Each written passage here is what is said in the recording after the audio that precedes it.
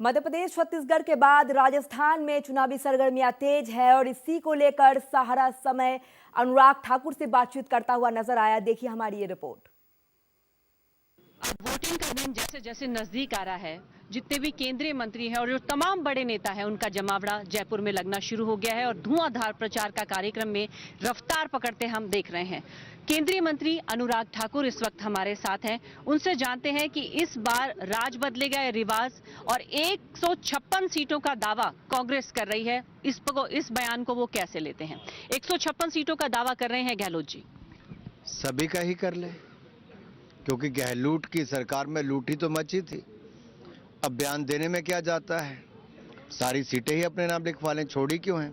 मैं पूछता हूं कौन सी हार रहे हैं वो बता दें। देखिए साफ लिखा है, कांग्रेस जा रही है, भाजपा आ रही है। बहुत हुआ लूट का हाल, अब राजस्थान है बेहाल। जनता पूछती है, आपने कहा था कर्जे माफ करेंगे, नहीं किए। 19,422 किसानों ने आत्महत्या की। आपने महिलाओं को कुछ देना तो दूर, उनके साथ अत्याचार और अपराध की घटनाओं को बल दिया है। 2 लाख से ज़्यादा महिला अपराध की घटनाएं देश में नंबर 1 राजस्थान। 35,000 दुष्कर्म के मामले देश में नंबर 1 राजस्थान।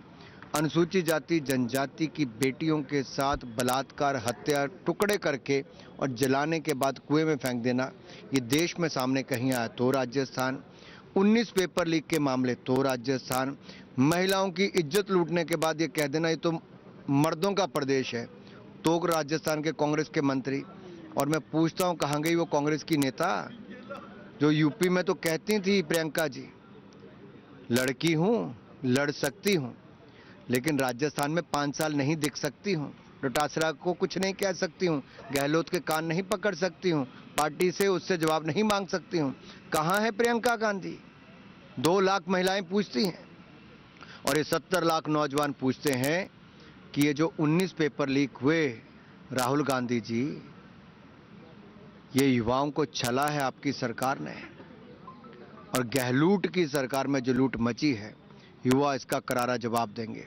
और मैं आपको एक बात जरूर कह रहा हूं, हम अपनी बहनों को महिला पुलिस थाने भी देंगे।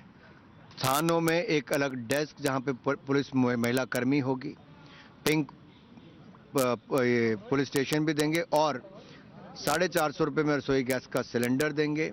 हम अपनी मेधावी छात्राओं को स्कूटी देंगे ताकि बेटियां सुरक्षित होकर जा सकें। केजी से लेकर पीजी तक की जो शिक्षा है वो भी बिल्कुल मुफ्त में हम अपने गरीब परिवार के बच्चों को देंगे। और जिसके घर में बेटी पैदा होगी उसको 2 लाख रुपया उसके खाते में सर्टिफिकेट के साथ देंगे। जी, कांग्रेस का ये भी आरोप है बीजेपी पे कि चुनाव जीतने के लिए उनकी ही जो गारंटी घोषणा है कॉपी किया गया है। जैसे मुखिया महिला जो है उन्हें 10,000 सालाना, तो आपने 12,000 कर दिया। 500 रुपए घरेलू सिलेंडर तो 450 कर दिया। यहाँ तक कि गारंटी शब्द भी ले लिया गया। इस पर क्या जवाब?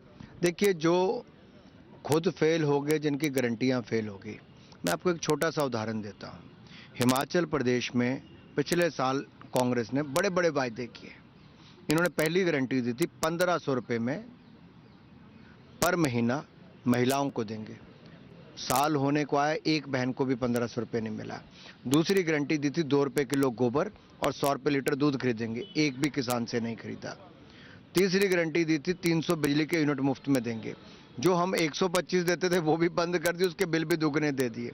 चौथी गारंटी दी थी कि पानी मुफ्त में देंगे, जो हम देते थे वो भी बंद कर दिए, अभी पानी के बिल दे दिए। 5वीं गारंटी दी थी इन्होंने कि किसान अपनी फसल का दाम खुद तय करेंगे। वो तो दूर छोड़िए, यहाँ पे बागवानों को अपने सेब पानी नदी और नालों में फेंकने पड़े। ऐसी अनेकों गारंटियां जो इन्होंने दी थी वो सारी फेल हुई। 1 लाख युवाओं को नौकरी देने की बात कही थी, नहीं मिली। दूसरा इन्होंने कहा था कि हम 600 करोड़ का स्टार्टअप फंड लगाएंगे, नहीं दिया। ये 7 गारंटियां तो मैंने ही आपकी कांग्रेस की हिमाचल की गिना दी, जो सारी की सारी फेल हुई। श्रीमान खड़गे जी के बेटे कर्नाटक के उनके अपने ही राज्य में इनकी सरकार बनी है। मेरी खुली चुनौती खड़गे जी से है, कर्नाटक की सरकार क्या गारंटियां पूरी कर पाई? नहीं। इनका बेटा वहां मुख्यमंत्री बनने को फिरता है, लेकिन वहां की एक गारंटी पूरी नहीं कर पाते। राहुल गांधी यहीं पर हैं और पहले भी 18 दिन राजस्थान में रहकर गए और उन्होंने कहा है कि वो जनता की नब्ज अब पकड़ चुके हैं और जनता से जुड़ाव भी महसूस कर रहे हैं। उनकी यात्रा का इस विधानसभा चुनाव पे कोई असर देखते हैं? मैं इतना ही कहूंगा राहुल जी, अगर आप जनता की नब्ज को टटोलते हैं और जानते हैं तो जब युवाओं के पेपर लीक हुए तब आप क्यों नहीं आए? जब अशोक गहलोत सचिन के कपड़े फाड़ रहे थे, सचिन अशोक गहलोत के कपड़े फाड़ रहा था, तब आप क्यों नहीं आए? जब महिलाओं के साथ अपराध हुआ तब आप क्यों नहीं आए? आप जिले में तो आए एक में पार्लियामेंट सेशन छोड़ के,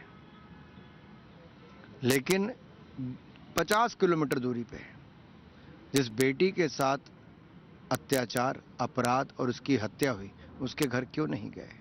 जी, ईडी के बेजा इस्तेमाल का भी आरोप है आप।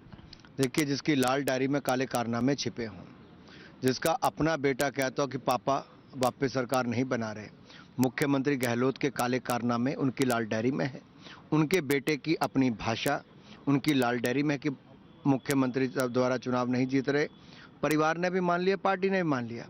अब आपने कोई राज्य ऐसा देखा कि मुख्यमंत्री के जो डिपार्टमेंट है, सचिवालय में उसी डिपार्टमेंट में करोड़ों रुपए पकड़े जाते हैं घूस के, सोना पकड़ा जाता है कई किलो, और जवाब मुख्यमंत्री नहीं देते हैं?